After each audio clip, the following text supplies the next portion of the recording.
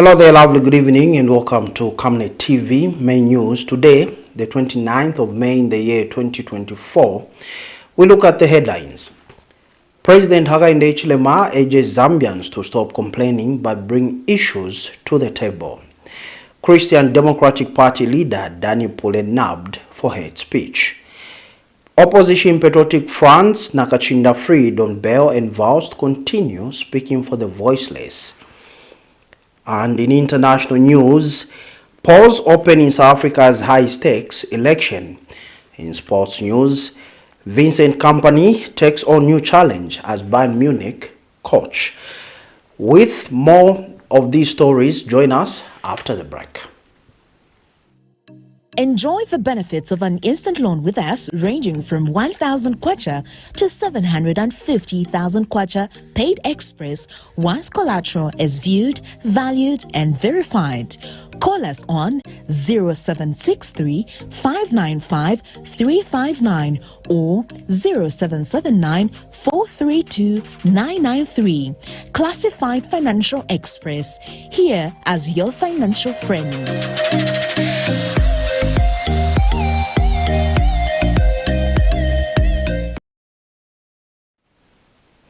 With the main news in detail, my name is Tapelo Joe Smarter.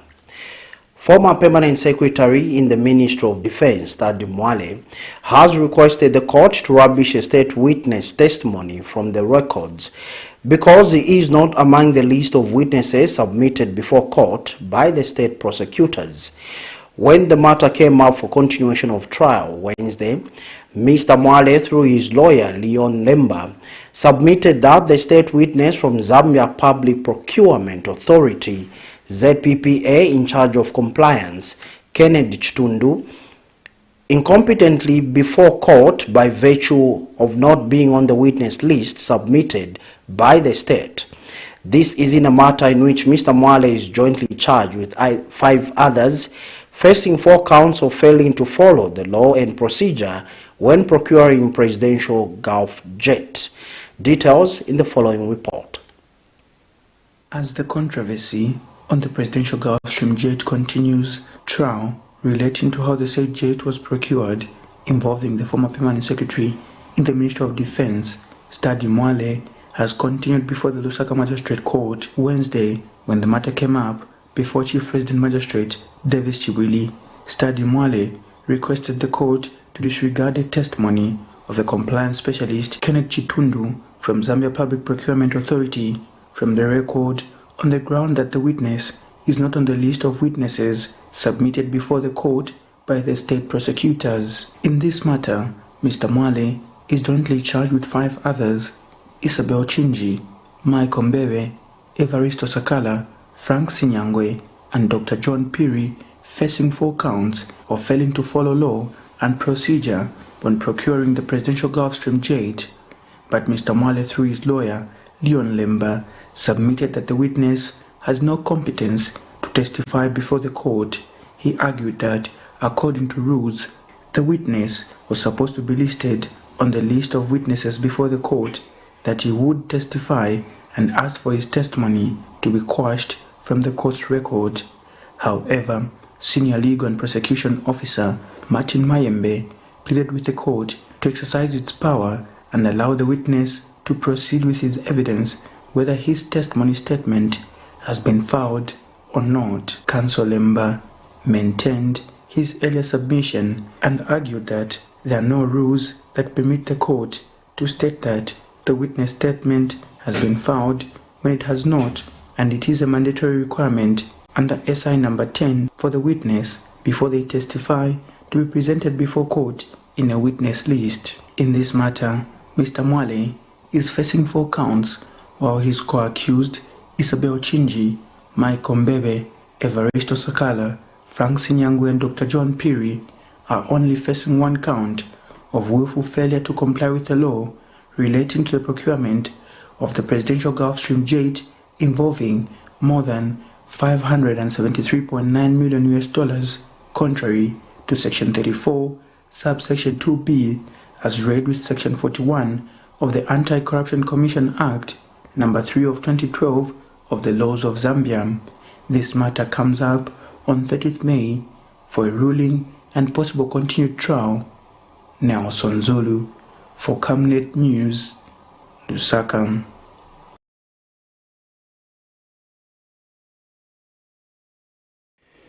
Still in court news this evening, Opposition Patriotic Front PF faction Secretary General Raphael NAKACINDA has been granted bail pending appeal in the sum of 80,000 kwacha in his own recognizance. Mr. NAKACINDA, who spent over a week in prison for defaming President Hakainde Hichilema, was released from prison Wednesday morning after meeting all bail conditions. Speaking shortly after his release, the convict says his time in prison has transformed him and that he aims to contribute to the country's progress by advocating for those who lack representation. Meanwhile, PF faction Vice President Given Lubinda has urged his members not to shun police interviews and celebrate. More in the following report. After spending more than 7 days in the prison walls of prison, 18 months jailed Opposition Patriotic Front Faction Secretary General Raphael NAKACINDA has been granted temporary freedom by the Lusaka magistrate Irene Wishimanga through a bail pending appeal in the sum of 80,000 kwacha in his recognizance with 2 working sureties from reputable organizations. Mr. NAKACINDA made his intentions to appeal against his jailing before the Lusaka Magistrate Court through a notice to appeal the 17th April 2024 judgment of sending him to prison for accusing President Hakainde Hichilema of summoning judges to Community House to persuade them into bringing the country into a one-part state. On his own recognizance in the sum of 80,000 kwacha and 2 sureties in the like sum. That's what it is. Okay. There's nothing sort of surrendering his passport? No, nothing of that sort. All right. Thank you so much, Council. Why did it take you a lot of time?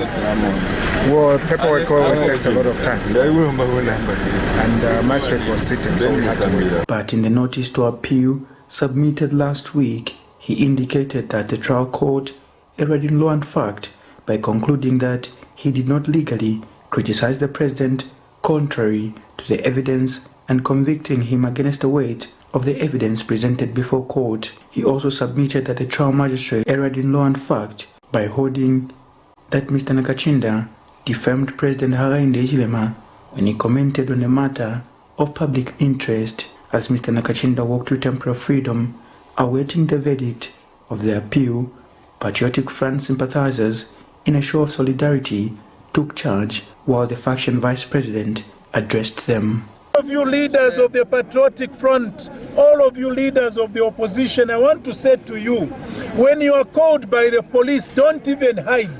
Go, run quickly and tell them, arrest me. Because the more we're being arrested, the more we're being vindicated. So don't fear arrest. Volunteer when they call you, quickly present yourself, go and be arrested. Because we're all being arrested on flimsy grounds.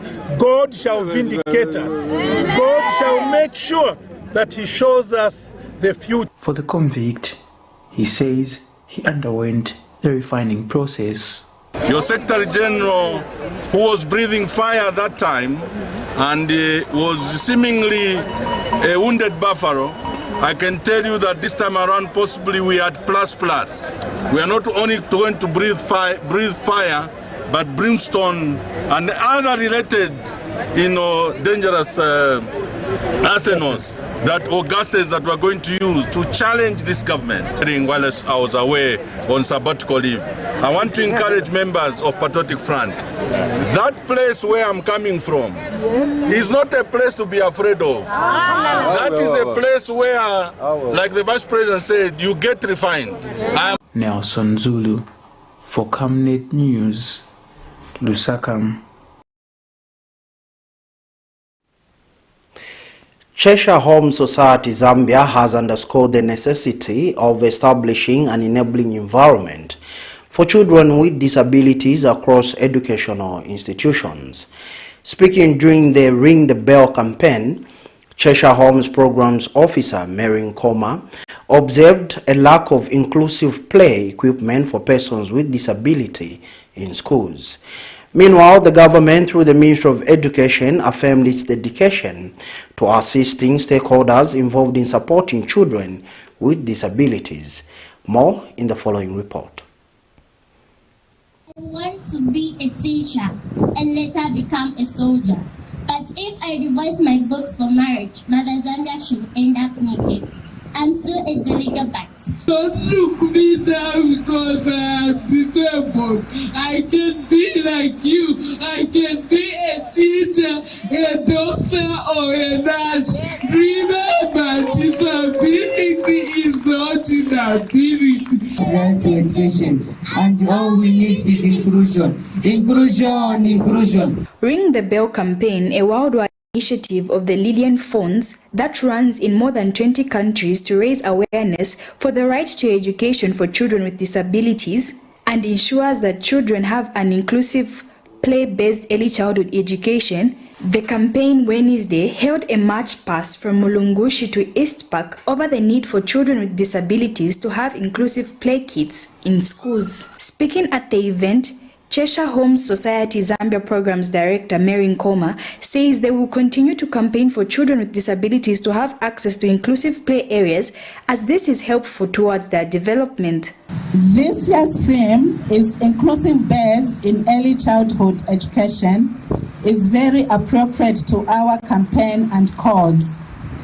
For those of you that have followed us through this campaign, you will realize that we have maintained the same theme as last year. This has been deliberately done to ensure that we continue raising awareness on inclusive play until tangible results are attained. And Little Assist School representative has called on government to support stakeholders working with children with disabilities, as the work requires enough funding. Today, I reiterate an earnest appeal to the government, through you, our guest of honor, to consider allocating yearly budgets to organizations such as ours that seek to improve the lives of marginalized children with disabilities. Meanwhile, Ken Kalaba, representative from the Ministry of Education, says the ministry pledges to support institutions under the campaign and improve the learning process for children with disabilities in the country. As a government, we are also aware that besides matters relating to investing in public and transformative education, numerous needs in the education sector are not met, especially those regarding the inclusion of children with disabilities in the mainstream of the education system. One of the pertinent issues of inclusive play-based learning in early childhood education are that we need to sing a song continuously. Meanwhile, Helen Chilamo shared remarks on behalf of parents with children with disabilities at the event. I hope this continues, because we are letting everyone know that just because our children have a disability does not mean that we have to leave them out. These children are supposed to be included in the mainstreams because they are also part of society and they have the ability to do what other children can do. Cherish Sibote for Camnet News, Lusaka. The opposition Patriots for Economic Progress, PEP, has challenged government to investigate the current happenings at Konkola copper mine, alleging corruption. PEP President Sean Tembo alleges that since the current provisional liquidator of KCM took over the operations of the mining giant 2 years ago, the financial situation has not improved despite favorable trading conditions for copper on the world market, currently trading at 11,000 United States dollars per metric ton. Mr. Tembo observes that it is worrying that the mine has failed to pay the May 2024 salaries for employees, and its debt to suppliers has allegedly doubled. The opposition leader has urged government not to fight corruption on alleged past serving government officials, but even the current serving government officials. We have noted with a lot of sadness that ever since the current provisional liquidator of Concola Copper Mines PLC took over the operations of KCM, which is about 2 years ago, in May of 2022, the financial problems at KCM have worsened. We have a situation now whereby even the May salaries for employees have not been paid on time, and KCM is struggling to meet even the most basic financial obligations. Over the past couple of years, we've seen the debt that KCM owes to its suppliers and various creditors more than double. And yet, when you look at the fortunes of copper on the world markets, you realize that as we are speaking right now, copper has reached an all-time high of $11,000 per metric ton. So there is a very big discrepancy between the fortunes of copper on the world market and the financial performance of Concola Copper Mines PLC under the provisional liquidator who took over about 2 years ago. And it is on this basis that we at the Patriots for Economic Progress are demanding for government to undertake an investigation for possible embezzlement of funds at KCM by the provisional liquidator. We must emphasize that corruption is a bad thing both when it is perpetrated by members of the previous regime and when it is perpetrated by members of the current regime. We now go to the Copper Belt, where President Hakainde Hichilema has urged Zambians to adopt a proactive approach to addressing challenges rather than dwelling on them. Speaking at the 2024 Copper Belt Mining, Agriculture and Industrial Trade Expo in Kitwe, President Hichilema encouraged citizens to bring forward issues affecting the country, assuring that his government will work to resolve them or seek external help when needed. He also stressed the need to address the energy crisis exacerbated by the drought and emphasized the importance of value addition to the country's minerals to drive economic growth and development. And from them, we have challenges. All the challenges, Chairman, should not be for a basis for grounding and mourning. Bring those challenges to the table. Let's deal with them, and we shall be okay. Zambians like complaining. So, I want complaining, just complaining. Bring the issues on the table. Your government, yourself, will work on them. If we can't resolve them, we'll find someone else to help resolve them. Epela, nditamkwai, kwamana. We move. Mr. Chairman, I already talked about infrastructure in a way when I was talking of corridors. Let's work on those. Infrastructure includes energy. We're short of energy. One drought, we have food insecurity, we have energy insecurity. Let's address these issues. Let's flip the coin again. Let's bring more alternative energy. Solar, and I'm glad you are the chairman of CEC. Let's bring solar, let's bring coal. Because climate change is here to stay. Let's bring wind. Let's bring hydrogen. All of those. But also the road and rail infrastructure. Mr. Chairman, it is here on the Copper Belt where we are doing the most roads. Roads which we were told were fixed. But they are fixing in front, in the back, it is peeling off. The quality of work was very poor. You're an engineer yourself. Back to Lusaka, where Dunamis Christian Church founder, Pastor Danny PULE, has been arrested for alleged hate speech and one count of seditious practices. The 70-year-old of New Kasama in Lusaka was arrested Wednesday afternoon and has joined the list of other opposition leaders who have been arrested on similar charges. Police Police Deputy Spokesperson Danny Mwale says Pastor PULE, who is also Christian Democratic Party President leader, is currently in custody awaiting court appearance. Police in Lusaka have charged and arrested Dan PULE, aged 70, of New Kasama in Lusaka, for 1 count of expressing hate speech based on tribe and 1 count of seditious practices. Dr. PULE has been detained in custody waiting for court appearance. Meanwhile, police have officially charged and arrested Lumezi Member of Parliament, Munia Zulu, and his Mfuwe constituency counterpart, Maureen Mawonga, for the offenses of expressing hate speech based on tribe and seditious practices, while Edith Nawakwi and Brebna Changala have each been charged with the offenses of seditious practices. All the suspects are detained in police custody waiting to appear in court. Teacher Empowerment Mount People's Cooperative Society Limited, TEMCOS, has accused teacher unions of sabotaging government efforts to improve teachers' financial well-being. TEMCOS chairperson Joanne Chisala claims that teacher unions have failed to educate their members on government policies aimed at reducing indebtedness among teachers despite collecting significant membership fees.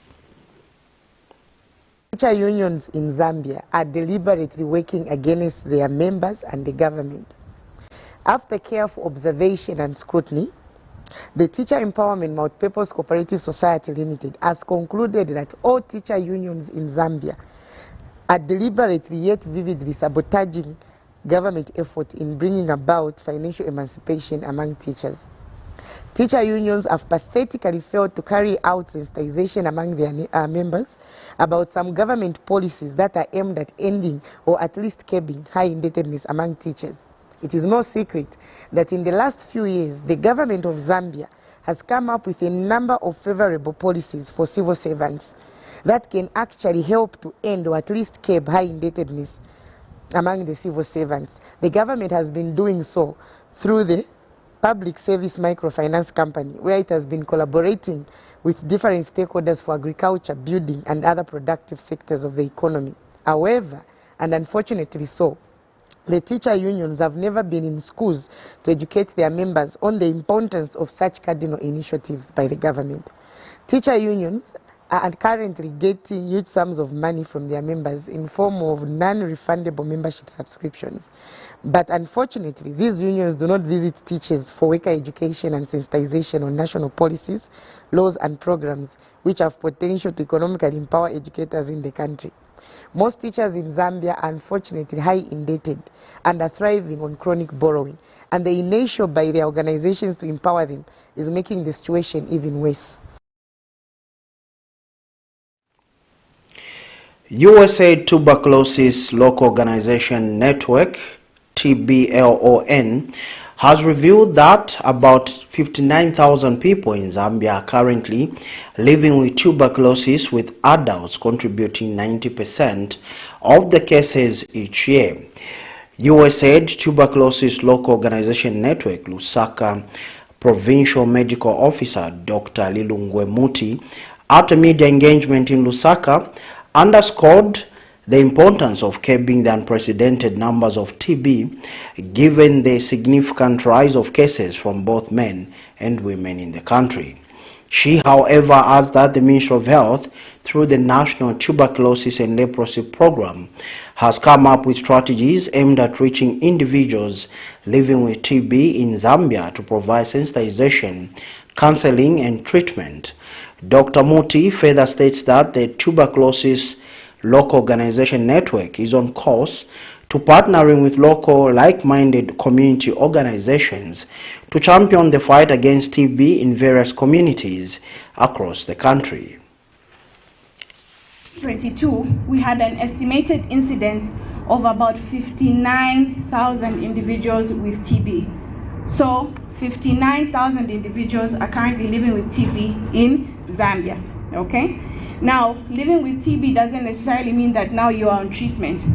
The health system has to put in place strategies to ensure that we identify these 59,000 individuals, right? But in the year 2022, we were only able to identify about 54,000 individuals. That still leaves a gap of about 5,000 individuals who have TB but are yet to be diagnosed or yet to be put on treatment, okay? So as a whole, Zambia still needs to work on identifying these individuals who have not yet been notified, who have not yet been identified with TB, who have not yet been put on treatment, okay?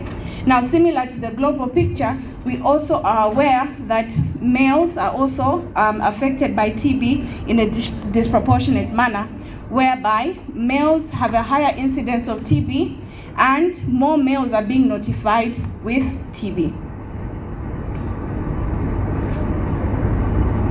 So what's important for us to know, as I mentioned earlier, that again, according to the global picture, TB does not discriminate. This is similar for Zambia. TB does not also discriminate in Zambia. We have a high number of individuals who are being currently affected by TB, knowing that TB is an airborne disease, knowing that it can be transmitted very easily through coughing, talking, laughing, okay? So if we still have individuals who are not yet diagnosed, not yet put on treatment, those individuals are still spreading the TB disease, okay? So we must put in place strategies as a country and as a nation to ensure that we identify all the individuals who have TB and they are put on treatment. Government has dismissed reports and images circulating on social media claiming that independent PATRIOTIC Member of Parliament Emmanuel J. Banda has suffered severe physical injuries from torture and is in a critical condition. Minister of Information and Media Permanent Secretary Tawo Kawana and Home Affairs and Internal Security Permanent Secretary Dickson Matembo have disclosed that Mr. Banda is in high spirits and has no physical injuries and that his feet are as smooth as that of a newly born baby. The duo has further disclosed that despite the lawmaker being safe and without any physical injuries, government wants to take care of him by ensuring that he is cleared from psychological trauma. Rights Commission, when they came earlier to go and see him, I think they took those photos with them to go and verify it was him. And he was also shocked to look at the pictures. So one wonders how a sister can produce such photos and claim they are those of the brother when she knows that they are not. And then, this is a sister that will come to the hospital, go home and prepare food for the honorable member and bring it to the hospital. And after that, go to the media and say, we have no access as a family. They're not allowing us to see it. So you begin to wonder, what is all this about? So, but like we said, it's a matter of investigation. The police are getting to the bottom of everything. A time will come when the nation will be briefed as to what transpired, how it transpired, and who did it. But for now, let's focus on the person and rehabilitating the person. Remember, what he has gone through is very traumatic. So it is all our support to ensure that he recovers. But now, even if you come from a family, you are a state property. Okay? Even if you are to be found in an accident, people from nowhere will help you. The issue of getting to know where you're coming from, what's your name, or what is secondary. The primary thing is to make you be in a better condition because we are a property of the state. Okay? So the special thing for this person is, one, the property of the state. Secondly, is a member of parliament, a representative of the constituency, who have got also interest in their leader. Okay?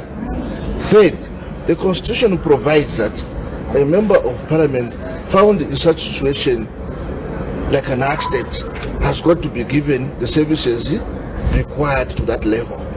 So that is a special issue about it. And that particular story takes us to our first set of commercials. Do join us for international and sports news when we come back. Stay tuned. Are you looking for a reliable and efficient courier company with international standards? Then let UBZ Courier, your trusted partner in swift and secure deliveries, be your ultimate choice. Whether it's a small package or a hefty consignment, UBZ Courier handles it all, locally and internationally. Our modern call center ensures personalized attention for every client. for seamless deliveries within Zambia and beyond. Trust UBZ Courier. Call us now on +260 763 062 680 or visit us at plot number 15 Mwapona Road, Woodlands, Lusaka, Zambia. UBZ Courier, a world-class brand that can be trusted. Potatoes, the unsung heroes of flavor. From crispy chips to creamy mash, potatoes are the versatile superstars of your kitchen. Grown with love by our dedicated workforce drawn from around the community of Palavana. Savenda Farm's commitment is to see to it that we have potatoes that are grown right, healthy, big and tasty. For that quick fix or big celebration or that meal that brings family together, top chefs rely on the Savenda potato to create culinary masterpieces. And for others, it's that icebreaker to a delightful conversation. So, embrace the magic of Savenda potatoes. They're not just a side dish, they're the heart and soul of your kitchen. Savenda, save nations, develop Africa. Attention, attention, attention! Prime land in Ibex Hill, Kablonga, Lusaka East on sale. 1 acre and 2 acres. Contact us on +260 972 300 300 or +260 962 965 883. Only serious buyers needed.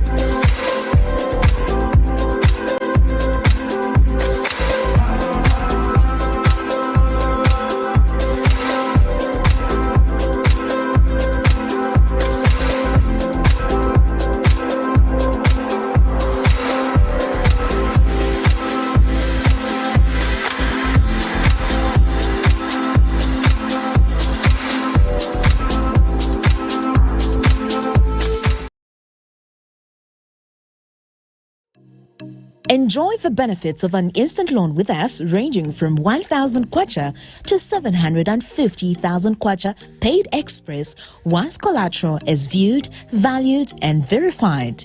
Call us on 0763 595 359 or 0779 432 993. Classified Financial Express, here as your financial friend.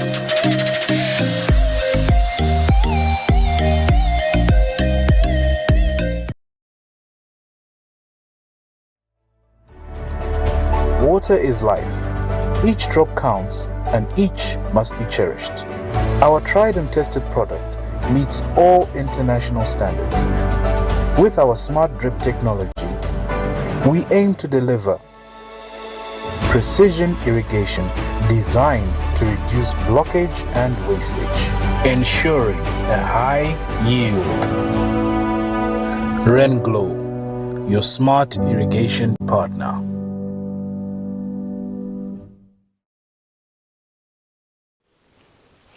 Welcome back and thank you so much for still joining us. And now in international news. South Africans began voting Wednesday in an election seen as their country's most important in 30 years and one that could put their young democracy in an unknown territory. At stake is the 3-decade dominance of the African National Congress Party, which led South Africa out of apartheid's brutal white minority rule in 1994. It is now the target of a new generation of discontent in a country of 62 million people, half of whom are estimated to be living in abject poverty. Here is a roundup of international news. South Africans began voting Wednesday in an election seen as their country's most important in 30 years. In Cape Town, people began lining up outside polling stations shortly before dawn. Polls opened at 7 a.m. local time, with 27 million registered voters called to elect a new parliament, which then chooses a president. South Africans will also vote for provincial legislatures. At stake is the dominance of the ruling African National Congress, which has held power since the end of white minority rule in 1994. Opinion polls have indicated that the ANC will garner less than 50% of the vote, in which case it will need the support of smaller parties to form a governing coalition. Many in the country are fed up with high unemployment, rampant crime, corruption scandals, and regular power cuts and water shortages. Final vote results are not expected before the weekend. We're very thankful for your government's support. A veteran of development work was named Haiti's new Prime Minister Tuesday as the Caribbean country looks to return to some form of political stability and security. Gary Conille was voted by members of the Transitional Council. His immediate assignment will be putting an end to gang violence, which has made vast parts of the capital Port-au-Prince unsafe. Conille replaces Patrick Boisvert, who was named interim Prime Minister after Ariel Henry resigned via letter in late April. Before this appointment, Conille had been UNICEF's Regional Director for Latin America and the Caribbean. This is his second stint as Prime Minister. He was appointed to the same role in October 2011 by then-President Michel Martelly before resigning less than a year later. Gang violence is still surging in parts of Haiti's capital and beyond. Authorities hope a delayed deployment of a police force from Kenya and other countries can help restore security. People in Madagascar are voting in parliamentary elections Wednesday, in which the ruling party hopes to reclaim its majority. The Tenora Malagasy Vonona party of President Andry Rajoelina won 84 out of 151 seats in the last election. Rajoelina himself controversially won re-election last November. The exercise was marred by a low voter turnout and a boycott by the opposition. 12 million people are eligible to cast ballots in Wednesday's exercise, according to the Independent National Electoral Commission, CENI. The African Union sent observers for the vote.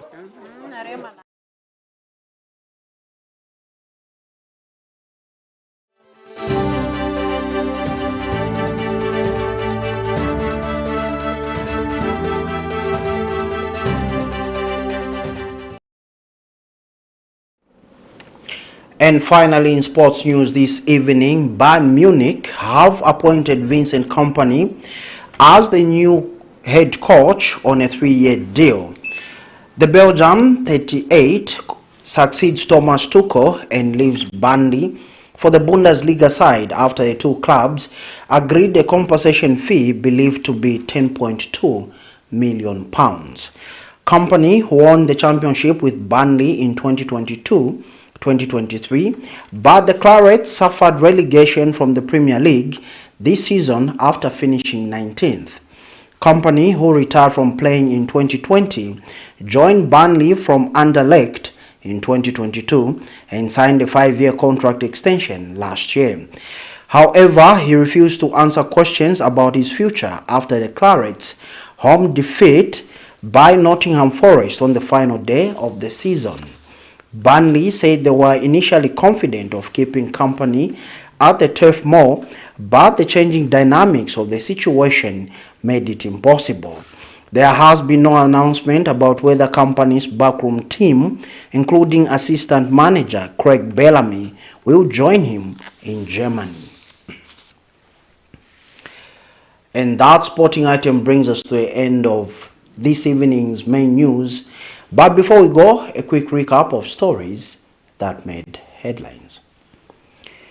President HICHILEMA urges Zambians to stop complaining but bring solutions to the table. Christian Democratic Party leader Danny PULE nabbed for hate speech. Opposition Patriotic Front's Raphael NAKACINDA freed on bail, and VOWS continue speaking for the voiceless. In international news, polls open in South Africa's high-stakes election. In sports news, Vincent KOMPANY takes on new challenge as Bayern Munich boss. We now look at the Camnet verse for the day, coming from the book of Deuteronomy 31 verse 8, and it reads, "And the Lord, He it is that doeth go before thee, He will be with thee, He will not fail thee, neither forsake thee. Fear not, neither be dismayed." We wrap up this edition of the main news, on behalf of the entire production team, my name is Tapelo Joe Smarter. Good evening and God bless.